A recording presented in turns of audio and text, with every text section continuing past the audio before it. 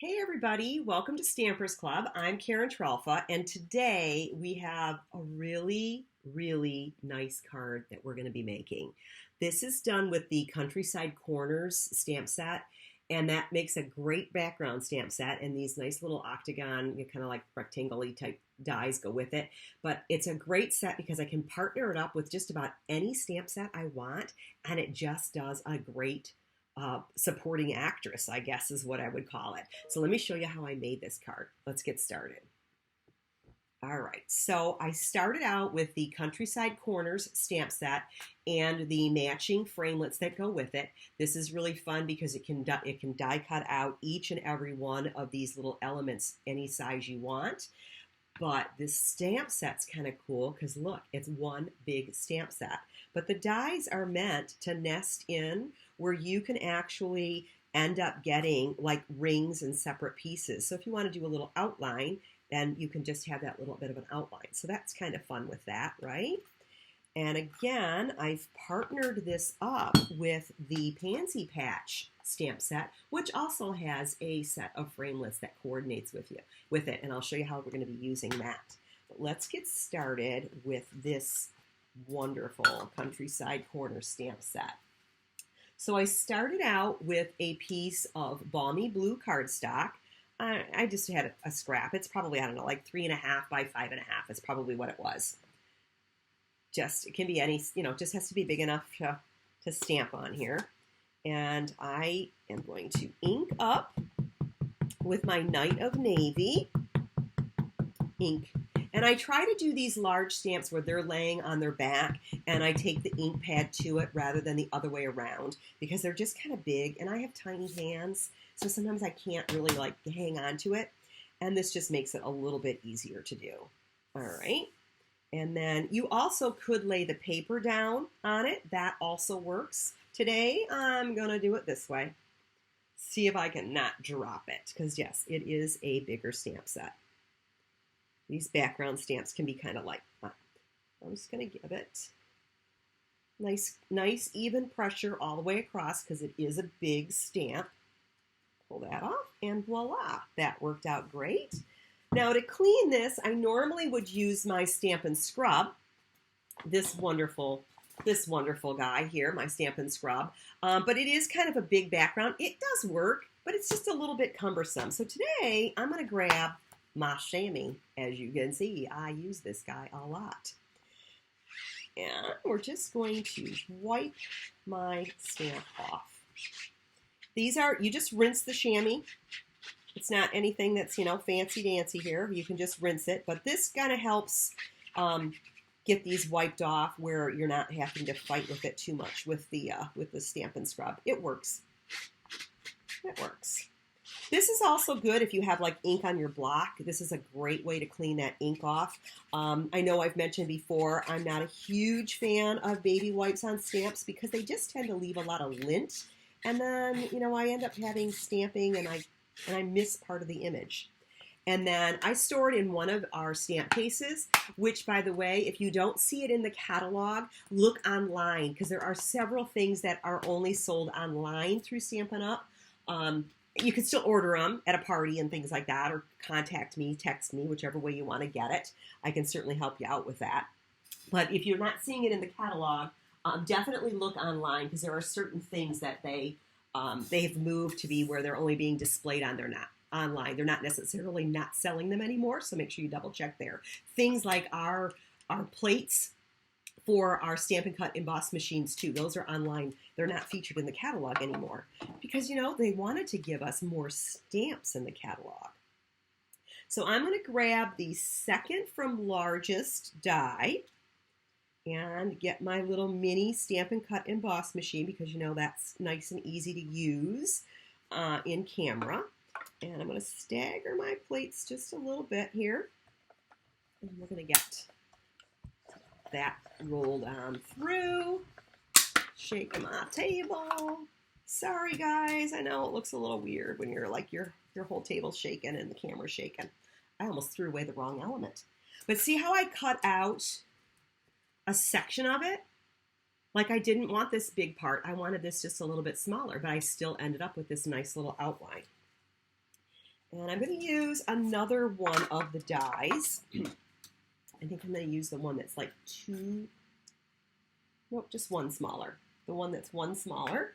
And I'm going to cut a piece of basic white cardstock. I just want the element. So we're just going to kind of create our elements here today. Okay. So we're going to need that element. And look, I got blue piece there. And I'm also going to grab some of those daisy dies. Or not daisy, but pansy dies. Daisies. Ooh, I think I need to play with that daisy stamp set that's there, right? So on my pansy dies, I just want some of these leaves. I'm going to grab the inner and the outer piece. So as you can see, we have some detail cuts and some solid cuts. And my solid cuts, I'm going to use a scrap piece of Lost Lagoon. And I just am going to need those two leaves. So let's get those cut right now too. Okay. Oh, I need a piercing tool. Take my pick tool, but I want the piercing side of it. Get those out of there. The dies have these cute little holes. I don't know if they're cute. I always say that, don't I? Got these little holes here in the back of the die to be able to push that paper out. Okay, those. And then on some of the wild wheat cardstock, I'm going to use the inner detail part dies along with the little stem with I always forget the center of that flower. I grow a lot of flowers, but I definitely don't know the parts of the flowers. But that little part that the flower comes out of and the stem that it's on. All right, so let's get those cut, as we will certainly need those pieces too. I think it starts with a C. You guys, you can shout out and let me know what it actually is called. And this one didn't like me. I think I had a really big class the other day, and this is like wallowed out because everybody kept using the very center of the die. So let's pop this one back in. And I do this all the time. I just kind of like find it where it like wants to set back in tight. Of course, you can always make another one. That works too.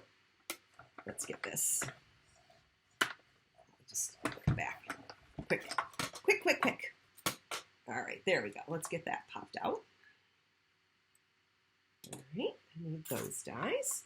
So right now what we have, let me set this aside. We're going to need it again.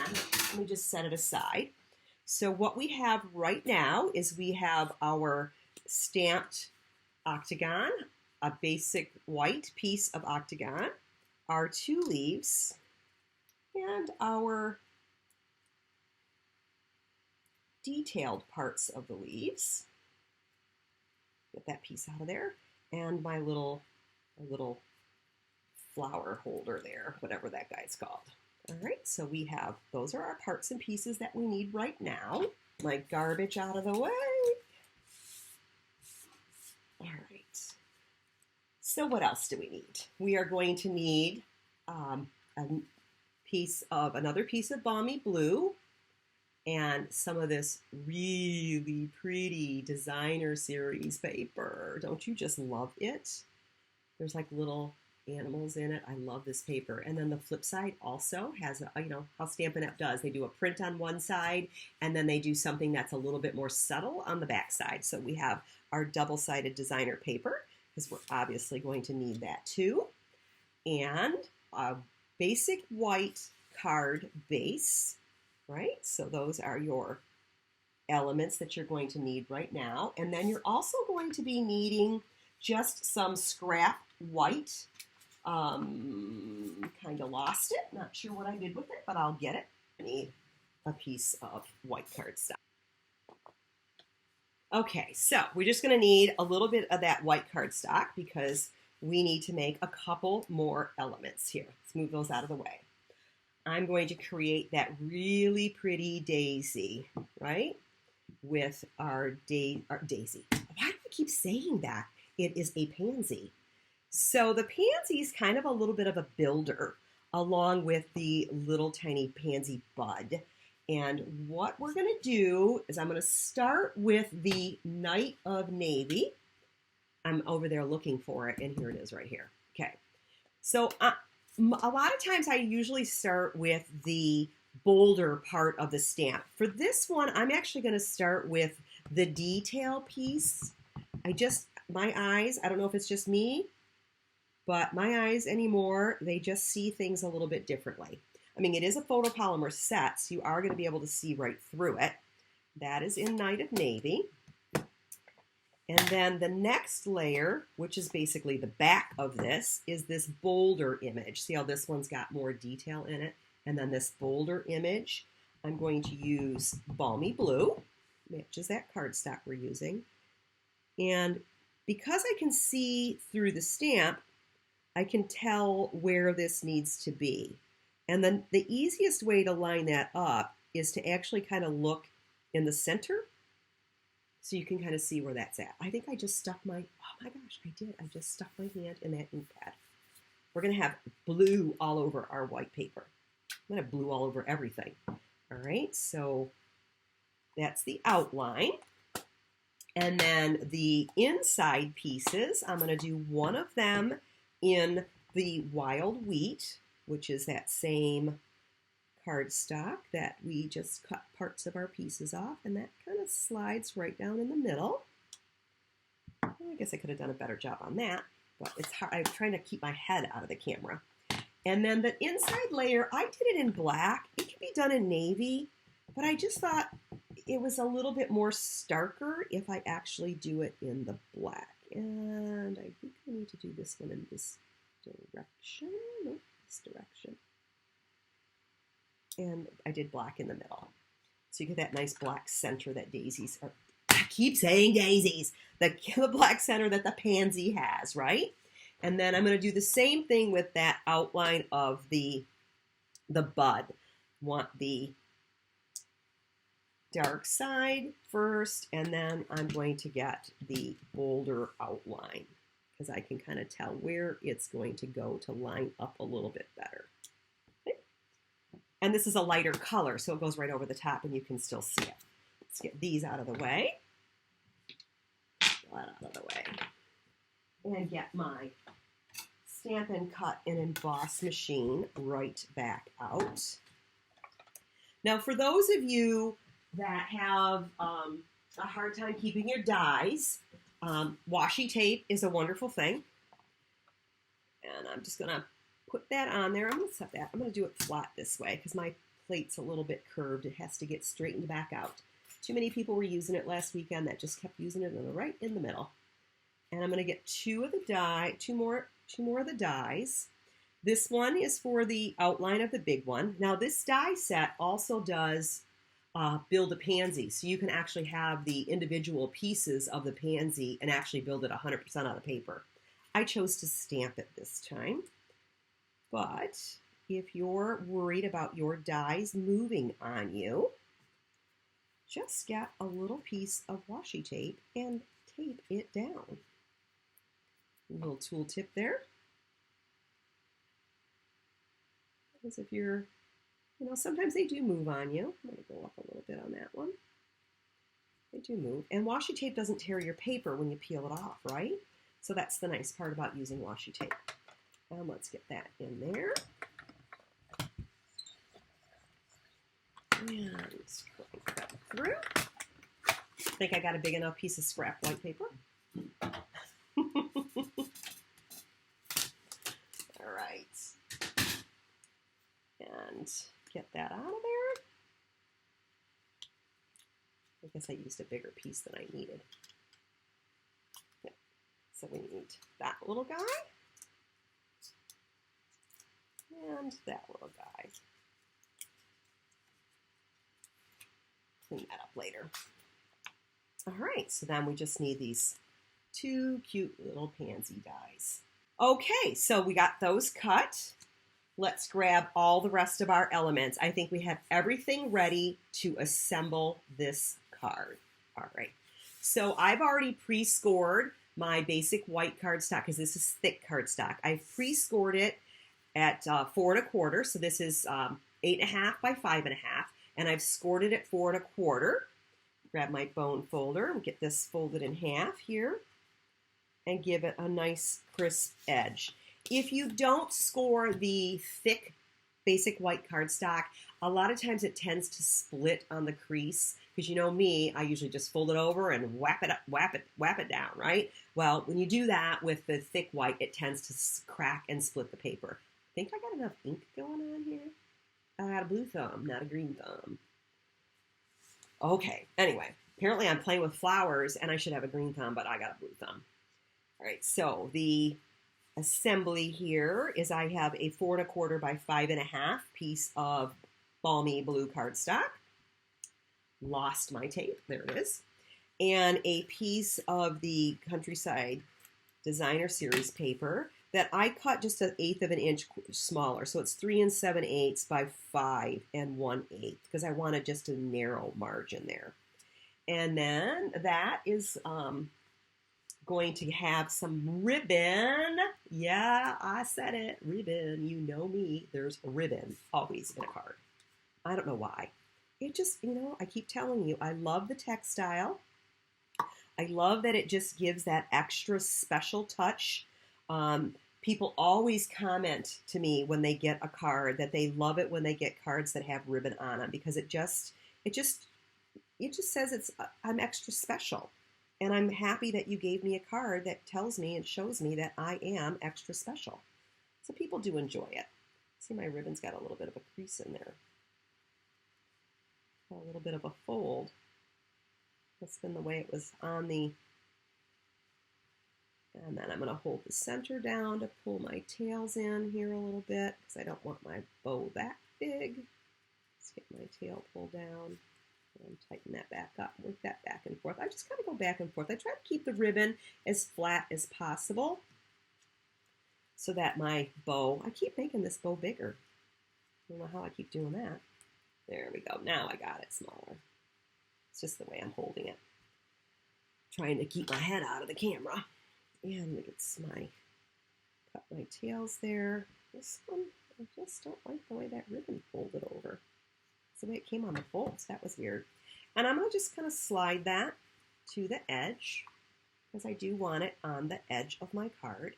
And I want it probably about midway here, just like it is. That's probably good. Guess I'm going to need more ribbon. I'm getting low on that. This is this pretty variegated balmy blue ribbon. I love it. All right. So I'm going to get this taped up here.